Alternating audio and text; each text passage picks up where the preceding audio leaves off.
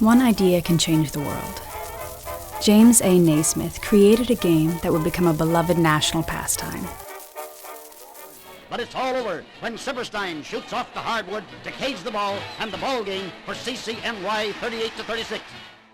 But there is so much more to his story. One of his proudest accomplishments was serving his country in the Kansas National Guard.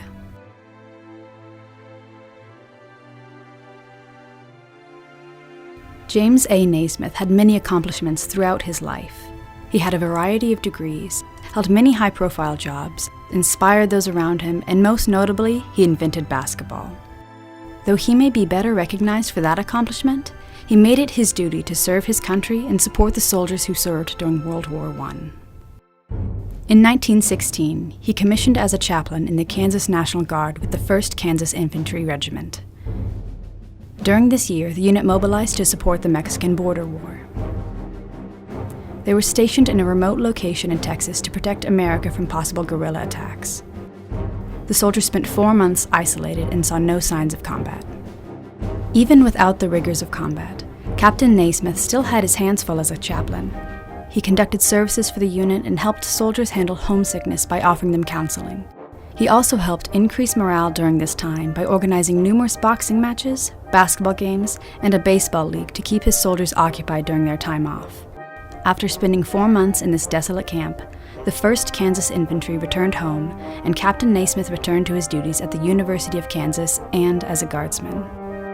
A year after returning home, the United States entered World War I. The 1st Kansas Infantry was mobilized into the 35th Infantry Division for deployment. However, Captain Naismith was 55 years old and was unable to deploy with the division.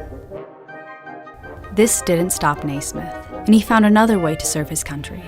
He went to work as a volunteer chaplain with the YMCA. He traveled in a small group across the United States to conduct programs at training camps to help strengthen the morale and character of the soldiers.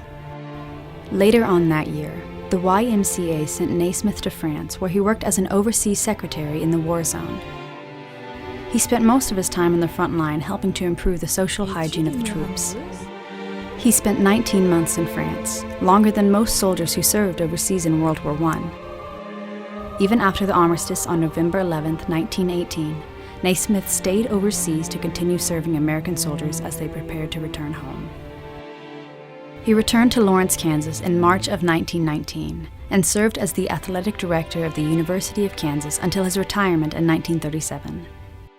Though he will always be known as the inventor of basketball, Captain James Naismith saw his time in uniform and serving the military as one of his most significant accomplishments.